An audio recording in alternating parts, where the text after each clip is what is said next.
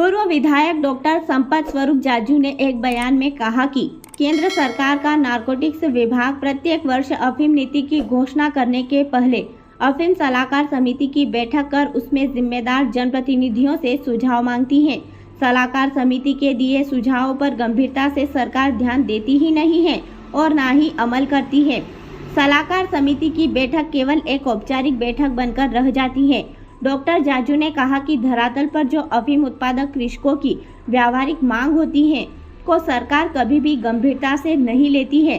Doctor Jaju ने कहा कि प्रत्येक वर्ष सरकारी प्रतिक्रिया के तहत समिति की बैठक आयोजित की जाती है।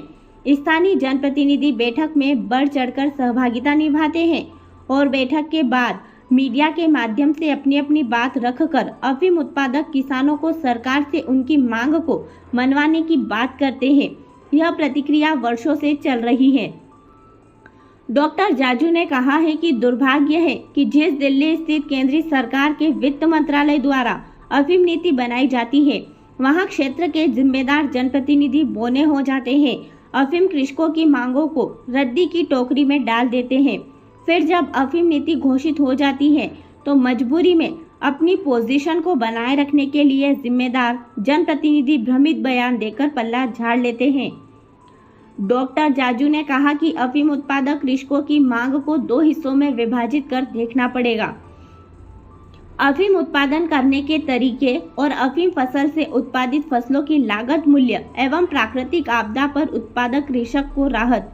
अफीम उत्पादन और उसके प्रोडक्ट को लेकर बने कानून में संशोधन कर अफीम उत्पादक क्षेत्र के कृषकों को राहत। पहले बिंदु में प्रत्येक वर्ष अफीम नीति की घोषणा केंद्रीय वित्त मंत्रालय द्वारा की जाती है। दुर्भाग्य है कि लंबे समय से अफीम उत्पादक क्षेत्र के जनप्रतिनिधि क्षेत्र के अफीम उत्पादक किसानों को उनकी जायज मांगों पर निरंतर कई तरह के सब्जबाग दिखा रहे हैं, लेकिन आज तक उन पर कोई सकारात्मक निर्णय नहीं हुए हैं। जो अपेक्षाएं जनप्रतिनिधियों से कृषकों को है, वे उन अपेक्षाओं पर दूर दूर तक खरे नहीं उतरे।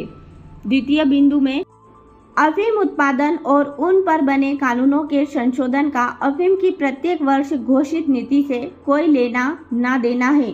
डॉक्टर जाजू ने कहा कि कानून में बदलाव सांसद में होगा और उसके लिए सांसदों को सरकार पर तथ्यात्मक जानकारी रख कानून में संशोधन करना पड़ेगा। विगत लंबे समय से अफीम उत्पादक क्षेत्र के सांसदों ने कानूनों में संशोधन या समाप्त करने के लिए क्या प्रयत्न किए? 10 वर्षों में कितनी बार कानूनों में बदलाव के बारे में केंद्र सरकार के समक्ष मंत्रालय के सम्मुख बात रखी और इन्हें सरकार ने किस गंभीरता से लेकर कार्यवाही की के बारे में अफीम उत्पादक क्षेत्र के लोगों को बताने का दायित्व और कर्तव्य है।